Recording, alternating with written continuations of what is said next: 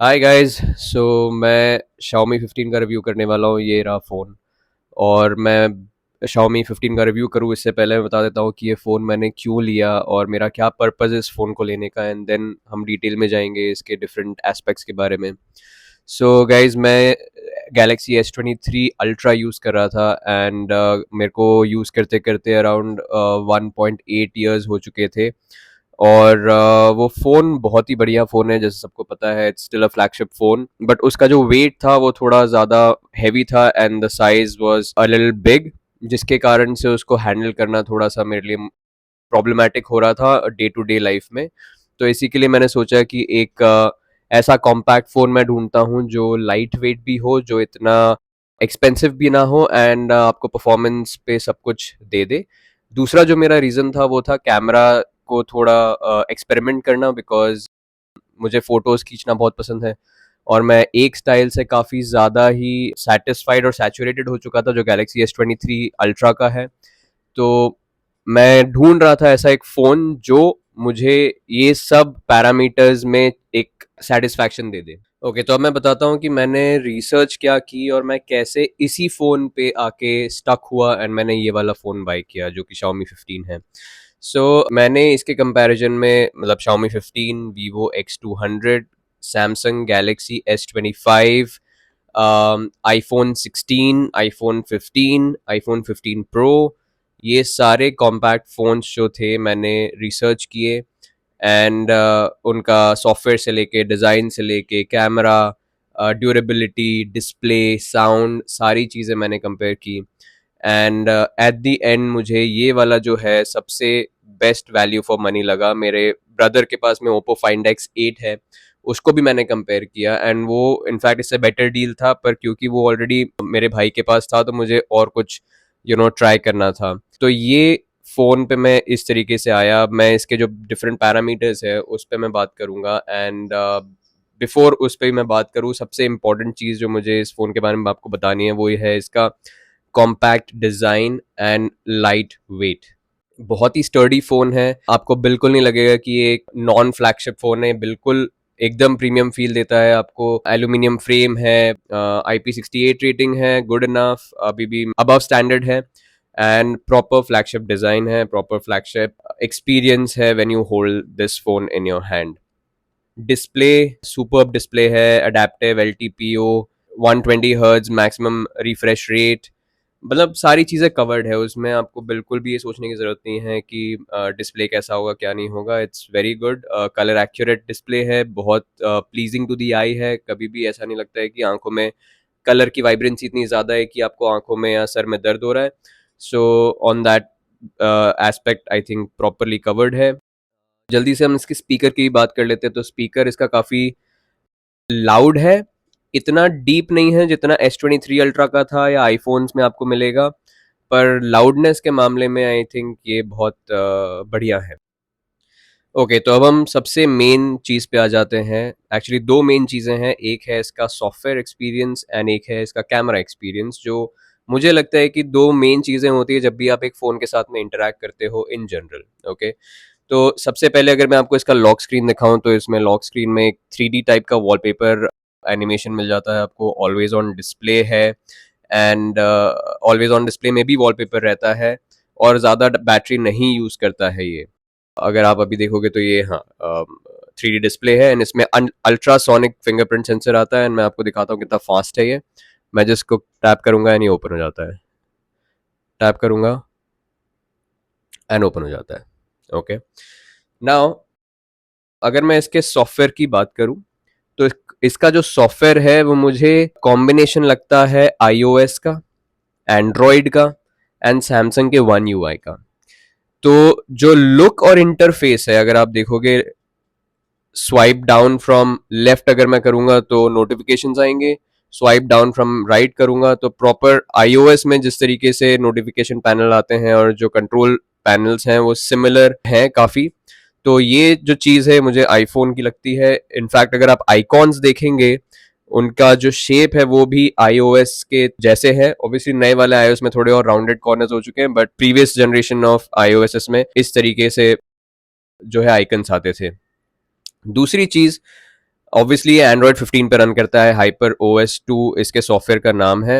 And proper आपको Android experience देगा। तो जो फंक्शनैलिटी है इसकी वो प्रॉपर एंड्रॉयड की है। तो अगर आप देखोगे, ये गूगल डायलर है, गूगल मैसेज है, राइट? तो बहुत सारी जगहों पे ये ऐसा है कि मतलब आप स्टॉक एंड्रॉयड या पिक्सल टाइप जो है आपको एक्सपीरियंस मिलेगा। इसका हैप्टिक फीडबैक बहुत पिक्सल के सिमिलर है। कीबोर्ड गूगल का यूज करता है, ये इसका खुद का कोई कीबोर्ड नहीं है। एंड जब मैं बोल रहा हूँ सैमसंग की फंक्शनैलिटी, तो जो मल्टी विंडोज है, पॉपअप विंडोज है, या साइड से आप एक एज पैनल खुलता है, और जो एक्सटेंडेड फीचर्स है लाइक इसका software editing feature, AI feature, वो सारे बहुत सिमिलर है सैमसंग वन यूआई के। तो it's a amalgamation of these three softwares. Hit and a miss है, काफी बग्स हैं, ऑप्टिमाइज्ड अभी भी उस लेवल पर नहीं हुआ है ये फोन जितना होना चाहिए एक फ्लैगशिप के लिए। पर अगेन, वैल्यू फॉर मनी है, इस प्राइस रेंज पे आपको इससे बेटर नहीं मिलेगा in terms of covering all the basis. सारी चीजें आप जो बोलो वो चीजें इसमें हो सकती हैं इस फोन में। एंड ऑब्वियसली ये स्नैपड्रैगन 8 एलीट चिप के साथ आता है, तो performance is not a problem. पर एक कभी कभी प्रॉब्लम हो जाती है इसमें, वो है इसका हीटिंग। ओके, ना इस फोन का फॉर्म फैक्टर इतना कॉम्पैक्ट है, इतना छोटा है कि इतना पावरफुल चिप को रन करना इसके अंदर, वो कभी ना कभी वो अगर ओवरलोड करोगे आप तो हीट अप होगा। इसमें एक मोड है जो परफॉर्मेंस मोड है, जो आई थिंक आपके चिपसेट को फुल यूटिलाइज करता है उसके फुल पोटेंशियल पे। अगर आप उसको एक्टिवेट करते हो तो मैंने एक्सपीरियंस किया है कि ये फोन जल्दी हीट अप हो जाता है। हालांकि जो एनिमेशन है और जो प्रोसेसिंग है वो बहुत बेटर एंड स्मूथ हो जाती है, और ऑब्वियसली वो होगी क्योंकि वो सारा पावर यूज कर रहा है। But on a day to day use, अगर आप गेमिंग नहीं कर रहे हो, अगर आप कुछ प्रोसेस हैवी टास्क नहीं कर रहे हो, विच आई एम श्योर कि इतने छोटे फोन पे लोग इतना नहीं करेंगे, उनके लिए बैलेंस्ड मोड जो इसका डिफॉल्ट मोड है वो आई थिंक बेटर है, इट्स गुड। बैटरी लाइफ की अगर मैं बात करूं तो इसमें आई थिंक 5.2 के मिली एम्पायर की बैटरी आती है, something close to that. But again because optimization थोड़ा कम है इसके सॉफ्टवेयर में, आई थिंक बैटरी लाइफ उतनी बेटर नहीं मिलती है जितना इसका साइज और कैपेसिटी है। दूसरी चीज जो मैंने एक और चीज नोटिस करी थी वो ये थी कि इनिशियली जब मैंने फोन लिया था तो बैटरी ड्रेन काफी जल्दी होता था। But I think after 1 week, 1.5 weeks, जो आई थिंक जो फोन है उसने मेरा यूसेज अंडरस्टैंड किया है, एंड अकॉर्डिंगली अब जो मुझे बैटरी लाइफ मिलती है वो काफी ज्यादा बेटर है। इसमें कोई भी किसी भी जगह मैं ये नहीं देख सकता कि मेरा स्क्रीन ऑन टाइम कितना है। Okay, which is very strange, because usually phones के सॉफ्टवेयर्स में ये चीज़ें आती हैं जब आप स्क्रीन ऑन टाइम देख सकते हो from one charge to another charge. But इसमें वो चीज़ नहीं है, और मैंने जब उस चीज़ को फाइंड आउट करने के लिए एक थर्ड पार्टी सॉफ्टवेयर इंस्टॉल किया था जिसका नाम था एक्यू बैटरी। तो ये फ़ोन काफ़ी ज़्यादा हीट अप होने लगा था उसको इंस्टॉल करने के बाद में, मतलब ये अराउंड 47 पॉइंट समथिंग डिग्रीज तक जा चुका था। तो मैंने फटाफट उस चीज़ को, उस सॉफ्टवेयर को अनइंस्टॉल किया, और उसके बाद से चीज़ें नॉर्मल हैं इसमें। थर्ड पार्टी एप्लीकेशंस में भी थोड़े बहुत बग्स आते हैं, जैसे अगर आप यूट्यूब चला रहे हो तो यूट्यूब ऐप के अंदर कभी कभी जो जब वीडियो को आप मिनिमाइज करते हो या वो पॉपअप व्यू में जाता है तो उसका क्लोज बटन जो है वो काम नहीं करेगा जब तक आप उसको वापस फुल स्क्रीन पे करके क्लोज नहीं करते हो। सो ये माइनर बग्स हैं, इनकंसिस्टेंट बग्स हैं, ऐसा भी नहीं बोलूंगा कि ये हर बार ऐसा ही होता है, but I think 1 out of 10 times आपको एक्सपीरियंस करने मिलेगा। फोन फ्रीज नहीं हुआ है कभी, फोन ब्लैकआउट कभी नहीं हुआ है अभी तक। ऑब्वियसली मेरे को 3.5 हफ्ते हुए हैं इस फोन को यूज करते करते। एडवर्टीजमेंट की बात करूं जो बहुत ज्यादा एक रोड ब्लॉक बनता है when people are considering a Chinese branded smartphone, तो इसमें अभी तक कोई भी ऐड नहीं आया है।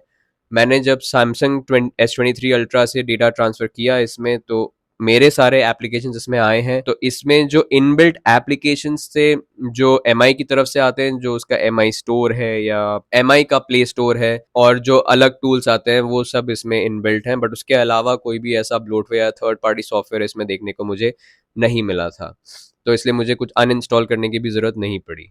एंड सिंस इसका 512 GB रैम है, 512 GB स्टोरेज है एंड 12 GB रैम है, परफॉर्मेंस वाइज कोई भी इशू या कोई भी दिक्कत मुझे अभी तक इस फ़ोन में नहीं आई है। तो ये था गाइस सॉफ्टवेयर एक्सपीरियंस मेरा हाइपर OS 2 के साथ में। काफ़ी इम्प्रूवमेंट्स कर सकते हैं, but I am still very happy. मैं सैमसंग S23 अल्ट्रा से आ रहा हूँ एंड मुझे फिर भी इतना ज़्यादा डिफरेंस नहीं लगा फंक्शनैलिटी वाइज या कुछ भी फ़ोन को ऑपरेट करते टाइम, जो कि बहुत ही अच्छी चीज़ है।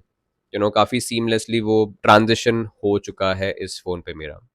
ओके, अब दूसरे फैक्टर पे आते हैं जो सबसे इम्पोर्टेंट होता है किसी भी स्मार्टफ़ोन में आज की डेट में, स्पेशली अगर आप फ्लैगशिप की बात कर रहे हो, तो वो है उसका camera performance and camera experience. Okay, तो इसमें जो है आप अगर देखोगे तो it's there is a Leica partnership.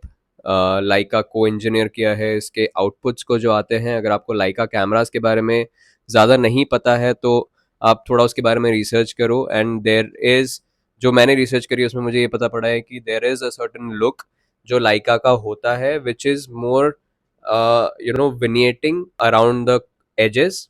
Okay, और जो मेन सब्जेक्ट होता है उस पे फोकस कैसे ड्रॉ करनी है, थोड़ा सा वाइब्रेंसी के साथ, थोड़ा पॉप आउट करने के साथ, ये कैमरा आपको वैसा एक्सपीरियंस मिमिक करके देता है। ओके, इसमें दो मोड्स आते हैं फोटो की अगर मैं बात करूं तो उसमें एक लाइका वाइब्रेंट है एंड लाइका ऑथेंटिक है।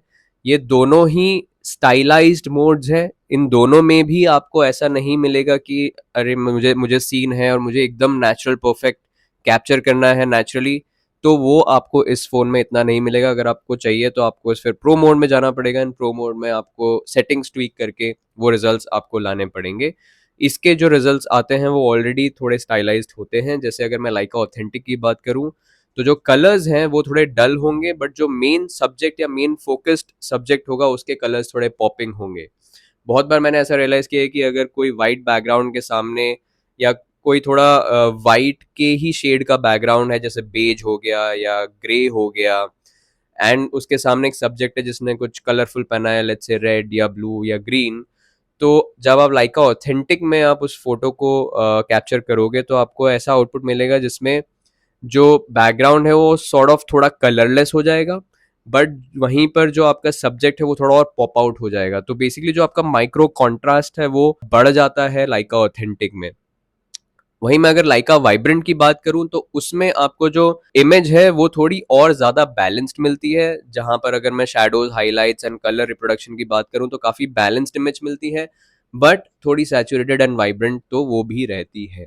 ओके, अगर आपको H D R E look चाहिए जहाँ पे आपको हाईलाइट्स में डिटेल्स चाहिए, शैडोज में डिटेल्स चाहिए, देन आई वुड से कि आप इसका लाइका वाइब्रेंट यूज करो।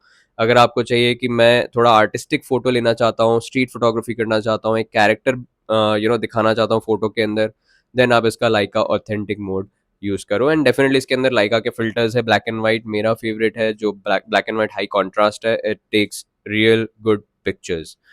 तो ये तो हो गई कलर की बात। अब कलर क्या होता है कि it comes to personal preference, किसी को कलर फ्लैट पसंद है, किसी को कलर वाइब्रेंसी में पसंद है। मुझे पर्सनली सैमसंग S23 अल्ट्रा जो भी सैचुरेटेड कलर्स देता था, बट उससे भी ज़्यादा सैचुरेटेड ये है, but in a good way. इसके लिए मुझे ये कैमरा जो है इसका परफॉर्मेंस थोड़ा बेटर लगता है S23 अल्ट्रा के कंपैरिजन में, बिकॉज ऑब्वियसली एक डिफरेंट स्टाइल देता है एंड मुझे एक्सपेरिमेंट ही करना था, तो व्हाई नॉट। ओके, जहां पर मैं क्वालिटी की बात करूं, जो सबके लिए स्टैंडर्ड होनी चाहिए कि क्वालिटी कैसी आती है इस फोन से, I would rate the quality 9/10, whether it is it's main sensor या टेलीफोटो सेंसर। इसका टेलीफोटो सेंसर 2.6x तक जूम करता है एंड उसके बियॉन्ड डिजिटल जूम होता है, बट जो क्वालिटी आपको मिलती है in the photos is pure professional grade at this price point. आपको बिल्कुल नहीं लगेगा कि ये एक स्मार्टफोन से खींची हुई फोटो है, बिकॉज इसमें ओवर शार्पनिंग होती ही नहीं है। ओवर शार्पनिंग छोड़ो, इनफ शार्पनिंग भी नहीं होती है। एकदम नेचुरल सॉफ्ट डिटेल्स ये मेंटेन करता है, पता नहीं कैसे करता है, बट ये उसको कैप्चर करता है एंड कभी भी ओवर शार्पनिंग नहीं होती है। नॉइज रिडक्शन बहुत अच्छा है। कभी कभी ऑब्वियसली आपको नॉइज चाहिए होता है किसी किसी फोटोज में, उस टाइम पे थोड़ा स्ट्रगल होगा आपको, क्योंकि ये नॉइज बिल्कुल नहीं आने देता है। इनफैक्ट इसके मास्टर मोड में या प्रो मोड में भी अगर आप जाओगे और आईएसओ अगर बढ़ाओगे, जिसमें एक्चुअली नॉइज आनी चाहिए, वो भी नहीं आएगी। ओके, उसमें भी वो स्मूथ आउट कर देता है। तो वो इसका कौन है, जैसे मैंने बताया, थोड़ा इनकंसिस्टेंट है। थोड़ा इसमें आपको इन्वेस्ट करना पड़ेगा सीखने के लिए। बहुत सारी सेटिंग्स हैं इसके अंदर जो आपको सीखनी पड़ेंगी टू इंश्योर कि आप राइट एनवायरनमेंट के लिए राइट मोड में हो फोटो क्लिक करने के लिए। एंड आई एम श्योर वो सबका कप ऑफ टी नहीं होगा, सब लोग शायद इतना इन्वेस्ट नहीं करेंगे, उनको चाहिए होगा कि बस मैं फ़ोन निकालूँ एंड फ़ोटो खींचूँ। बट समवन जो फोटोग्राफी में इंटरेस्ट रखता है, उसके लिए आई थिंक इसके जो आउटपुट्स हैं वो बहुत उनको इम्प्रेस करने वाले हैं। मोर और लेस वाइट बैलेंस इसका एक्यूरेट रहता है, कभी कभी थोड़ा रेडिश टोन की तरफ जाता है, बट बहुत rarely, only in indoor conditions, but outdoor I think it's doing great. अब हम बात करते हैं दूसरे मोड्स की जो इसमें है। इसमें आपको प्रो मोड मिल जाता है जिसमें आप मैनुअली कंट्रोल कर सकते हो, फोटोज के लिए एंड वीडियोज के लिए दोनों। इसमें एक फास्ट शॉट करके मोड है which actually is a faster shutter mode, जहां पे एक्चुअली आप फोन निकाल के आप कैप्चर कर सकते हो, वो वेरी लेस प्रोसेसिंग के साथ में आपको रियल टाइम फोटो जो है देता है। एंड उसमें डिफरेंट फोकल लेंस हैं जिस पे आप एक्सपेरिमेंट कर सकते हो, खेल सकते हो, डिफरेंट प्रीसेट्स जो है आप बना सकते हो in terms of contrast, filters, exposure, structure, वो सारी चीज़ें आप कर सकते हो उसमें। तो ये हो गया इसके फोटो मोड। फिर आते हैं हम इसके पोर्ट्रेट मोड पे। पोर्ट्रेट मोड में दो मोड्स है, एक है लाइका ऑथेंटिक मोड और एक है master portrait. My bad, Leica portrait and master portrait. Leica portrait again थोड़ा आपको आर्टिस्टिक लुक देता है, थोड़ा स्टाइलाइज्ड लुक देता है। वहीं पे मास्टर पोर्ट्रेट एक बैलेंस्ड न्यूट्रल लुक आपको देता है। एंड इसका जो ब्लर है, एज डिटेक्शन है, I would say it's 8/10। And harsh light conditions हो या लो लाइट कंडीशंस हो या बैकलाइट सिचुएशंस हो, इसने अभी तक सभी में डिसेंटली परफॉर्म किया है। इसमें एक और चीज़ बाय डिफ़ॉल्ट ऑन रहती है जो कि है ऑटो नाइट मोड।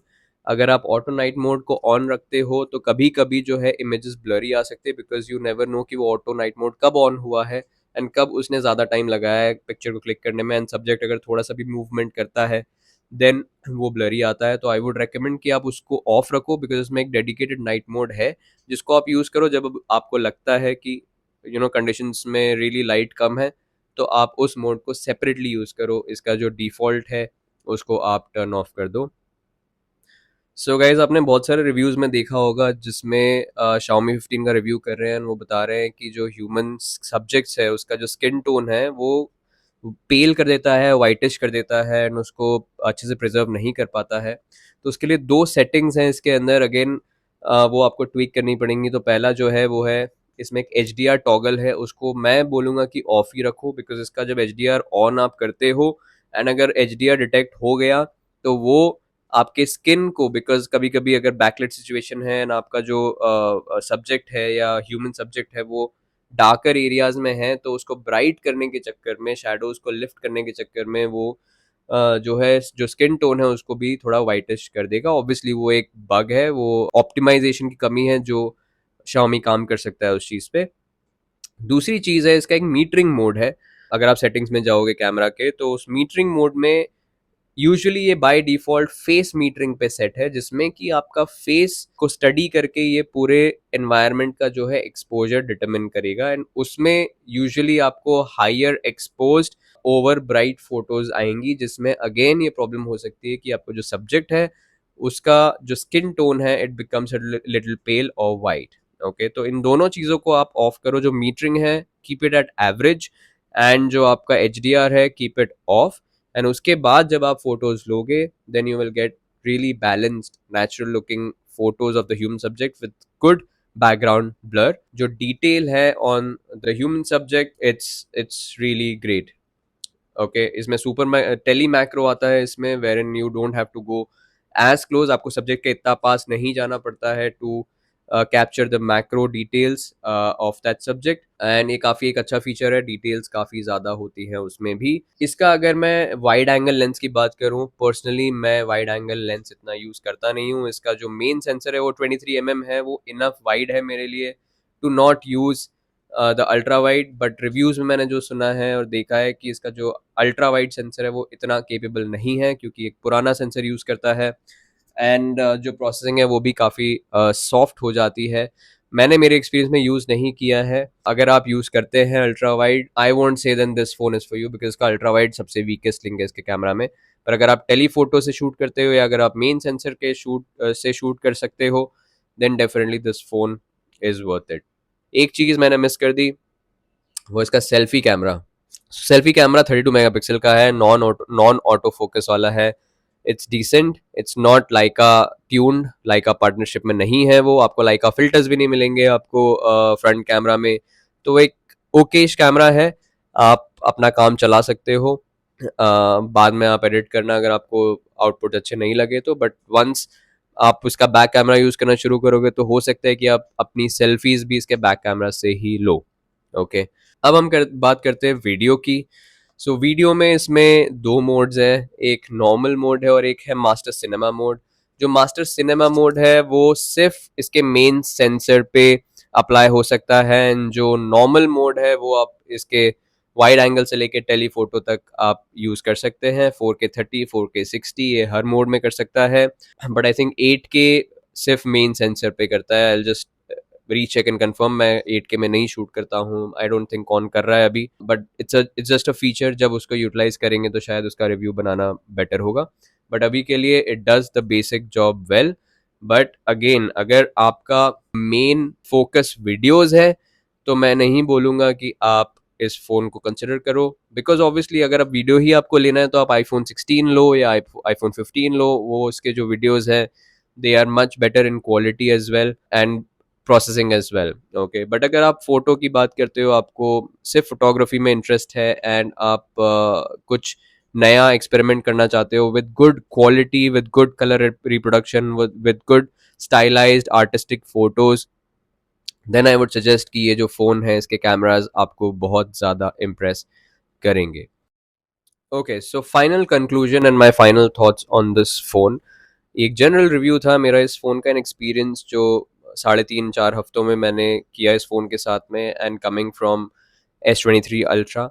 उसके बीच में ऑब्वियसली मेरी वाइफ के पास iPhone 14 प्रो है, मेरे ब्रदर के पास गूगल पिक्सल 7 प्रो था, एंड अब ओप्पो फाइंड एक्स 8 था, एंड मैंने सारे ही जो है एक्सपीरियंस किए हुए हैं फ़ोन्स। उन सबको मद्देनज़र रखते हुए ये फ़ोन जो मुझे लगता है अभी तक का मेरा बेस्ट बाय है in terms of functionality, features and जो आउटपुट्स ये देता है। तो मैं इस फ़ोन को ओवरऑल एक सॉलिड 9.5 रेट करूँगा। अब मैं आपको बताता हूँ मैंने इतना रेट इसको क्यों किया है। इसका डिस्प्ले इज़ 10/10, इसका स्पीकर इज़ 9/10, इसका बिल्ड क्वालिटी इज़ 10/10, मतलब आपको एक भी कॉर्नर या वेट डिस्ट्रीब्यूशन ऐसा नहीं लगेगा कि ये अनइवन है या कुछ ऐसा है। इसका बैटरी इज़ 7.5/10, बैटरी लाइफ की अगर मैं बात करूँ तो। और जो कैमरा की बात करूँ, कैमरा हमेशा एक पर्सनल प्रेफरेंस रहा है और मेरे पर्सनल प्रेफरेंस के हिसाब से दिस इज़ अ गुड 9/10 जब कैमरा की बात करूँ तो। सॉफ्टवेयर एक्सपीरियंस 8/10 है इस फ़ोन का, बट ओवरऑल पैकेज जो वैल्यू फॉर मनी है उस हिसाब से दिस इज़ अ 9.5/10। ये फ़ोन 64,999 का मिलता है इंडिया में, क्रेडिट कार्ड ऑफर्स, एंड जब इनिशियली मैंने लिया था तो I got this for around 50K, and 50K में मैंने अपना iPhone 14 प्रो ट्रेड इन किया था 128 GB, जिसके कारण मुझे सिर्फ 5K एक्स्ट्रा और देना पड़ा, प्लस मैंने 3.5K एक्स्ट्रा दिया इसका इंश्योरेंस जो है, सॉरी इसका जो वारंटी है उसको एक्सटेंड करने के लिए by 1 more year। So net मैंने पेमेंट करी है सिर्फ 8,500 की, एंड 2 साल पुराना iPhone 14 प्रो मैंने बेचा इसके ट्रेड इन में। तो मुझे लगता है कि उस रेट पे if you get this phone for 50-55K, then this is the best thing on the market right now. इसमें स्नैपड्रैगन 8 एलीट चिप है, मतलब सारे ही फीचर्स, सारी ही चीज फ्लैगशिप ग्रेड है, सारी ही चीजें फ्लैगशिप लेवल है, एंड अगर आप इस फोन को यूज करोगे you will enjoy this phone for sure. तो ये था मेरा एक्सपीरियंस, शॉर्ट टर्म एक्सपीरियंस है, मैं इसको और यूज़ करूंगा, एंड लेट्स सी अगर मुझे कुछ और फाइंडिंग्स मिलती है या कुछ और अपडेट्स आते हैं जिसमें कुछ चीज़ें बिगड़ती है या बेटर होती है तो डेफिनेटली मैं उन चीज़ों को कवर करना चाहूँगा। सो ये मेरा एक सिंपल ओवरव्यू एंड रिव्यू था Xiaomi 15 का। आई होप आपको अच्छा लगा होगा, एंड अगर कुछ भी क्वेश्चंस है, डाउट्स है इस फ़ोन को लेके, आप कमेंट करना बिलो। इसका एक कंपैरिजन वीडियो मेरे भाई ने बनाया है, वो इसी चैनल पे है, मोस्टली फ़ोन रिव्यूज़ पे। उसका लिंक जो है आप डिस्क्रिप्शन में फाइंड आउट कर सकते हो, एंड आपको अगर कंपैरिजन देखना है तो आप वो भी देख सकते हो। So stay tune and keep supporting guys, thank you.